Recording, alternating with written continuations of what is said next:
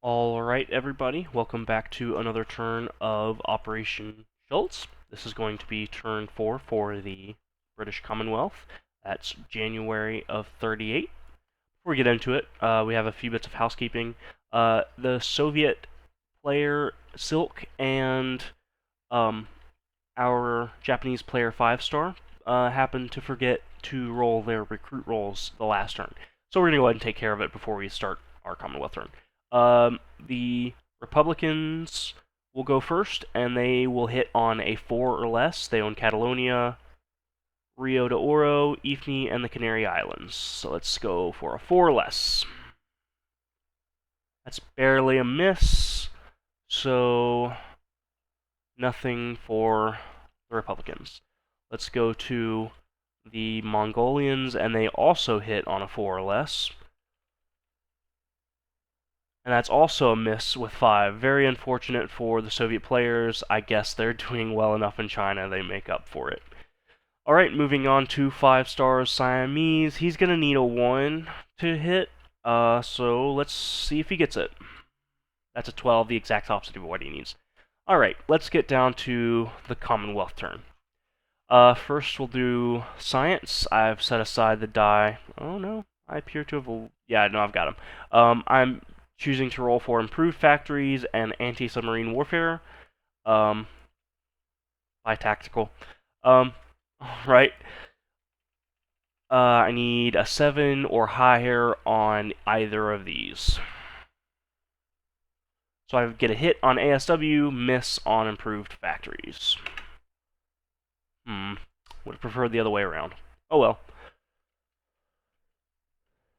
Alright, so for buys, I'm declaring for the Commonwealth, or for GB itself.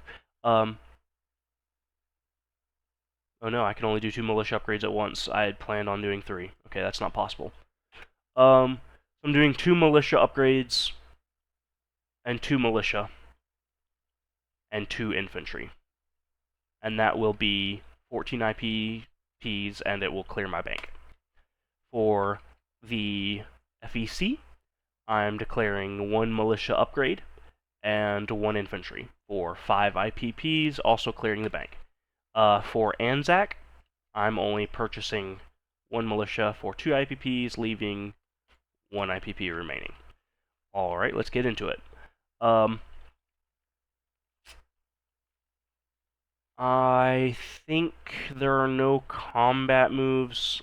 Technically, there's a move past the Italian submarine. I'm quite sure that Davik is not interested in declaring war with the Italians. But in the interest of keeping everything technically correct, I will take those movements first. The FEC fighter is on the light carrier in I-1 is going off of that carrier and going on maritime air patrol in A-54. I'll grab a map token that's a little shrunk from up there. And put him here, yeah. And the carrier that it was on and the destroyer that were in I-1 as well are moving into A-53.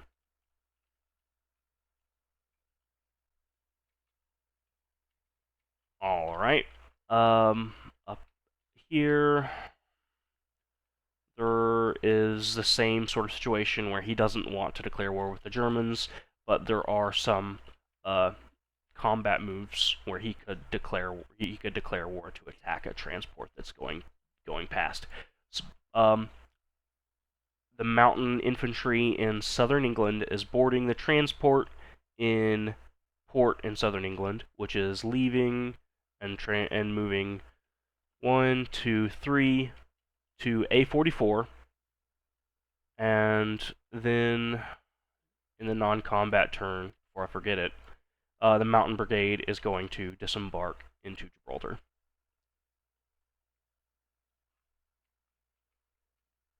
Excellent.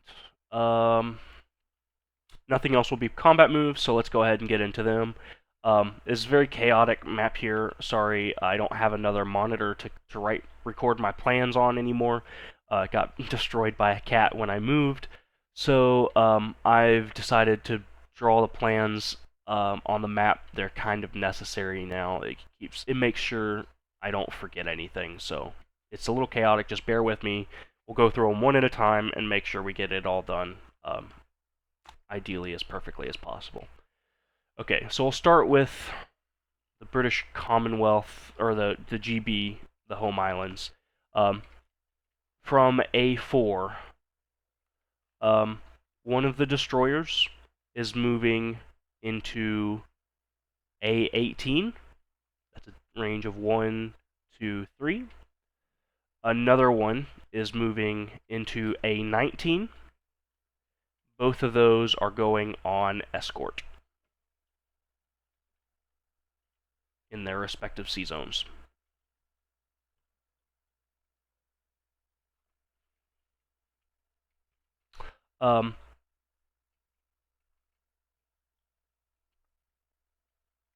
The battle cruiser, coastal defense ship, and light cruiser in A4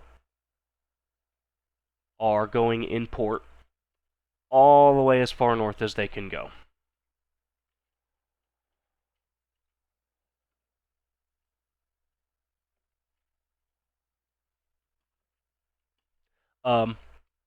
The destroyer and 2 TBDs are retreating to A17, just one sea zone. Okay, now let's do the land units around the island. That's the chaotic part. So, first off, from northern England, the militia is marching into Scotland.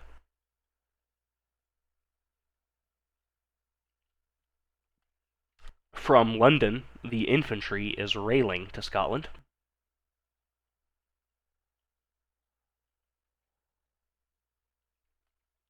From southern England, an infantry is boarding the transport plane, and the combination is flying 1, 2 to Scotland, and then the infantry is disembarking. That transport plane is going to continue to land 3, 4, 5, 6, 7 in Ottawa.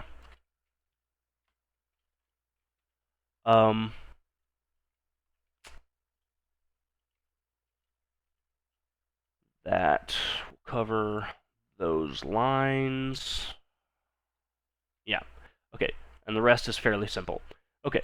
So from southern England, 2 militia are marching to northern England, and the fighter and medium bomber that existed in southern England are flying to northern England with those militia.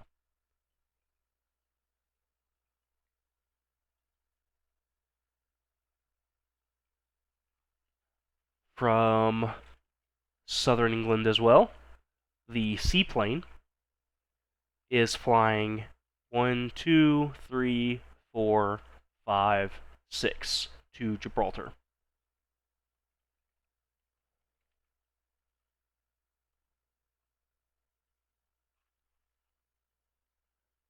Fantastic. So the remaining ships in port in southern England, which is a transport and a destroyer, are just moving themselves to be in port in Northern Ireland instead. Just one sea zone away.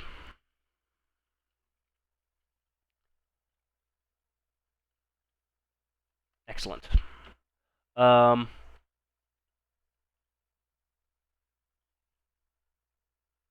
That'll do for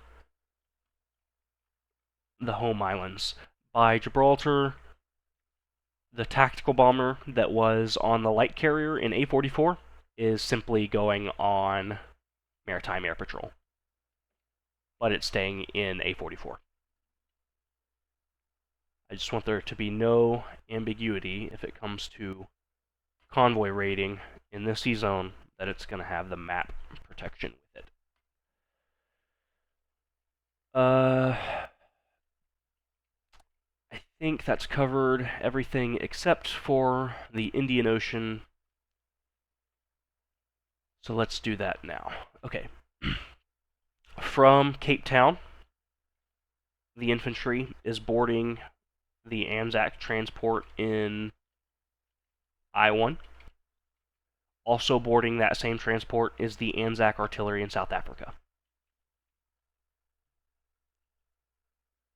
Both of those units and the naval transport are moving 1, 2 into I-4.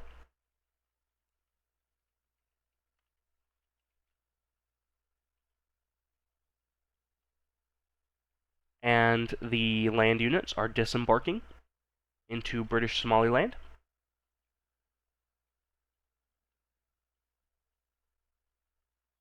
And the transport is going to go in port in Aden. Let's get ourselves a port marker. There we go.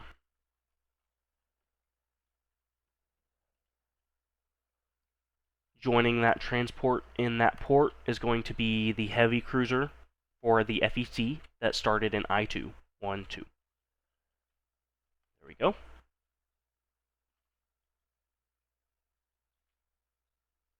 I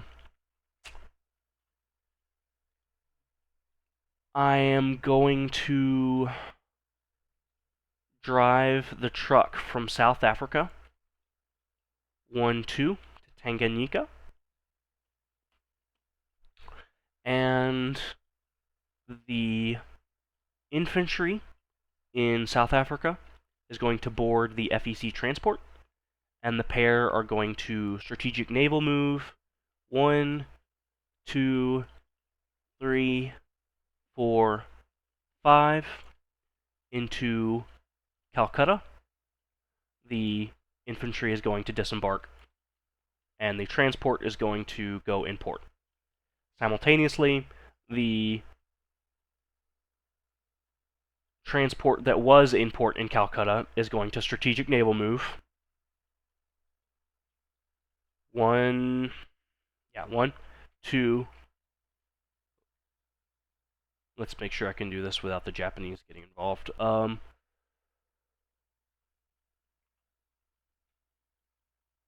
Actually, I'm gonna go right past him. He's not gonna give up the surprise attack. He's not gonna declare war for that.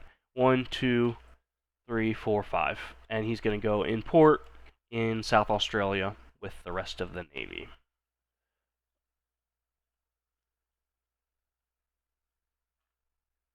And that should cover all of our Indian Ocean movements in their entirety, including Africa. Alright, so let's go ahead and place our buys. As always, FEC and Anzac first. The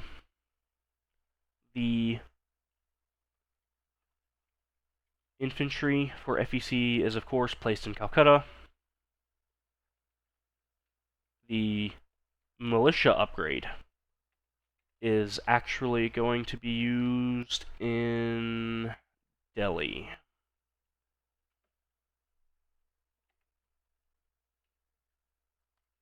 Yeah. Okay. And the Anzac militia is going to be placed in Sydney.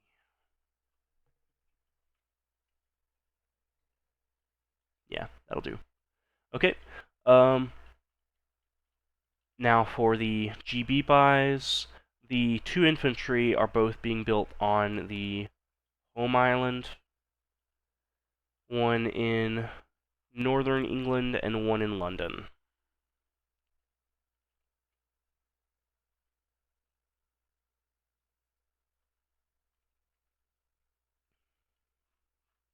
Okay. The 2 militia upgrades are going to be placed,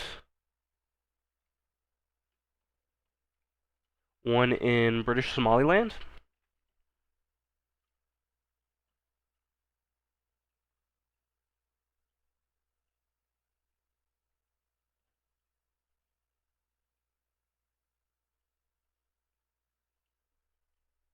and one in Ottawa. Yeah, that was it. Okay, and then the last two militia. One is going to be placed in Tanganyika, and the other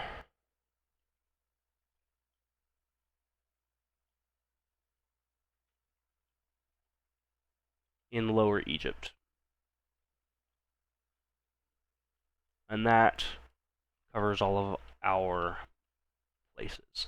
So collect income, GB is 14, FEC is 5, ANZAC is 3.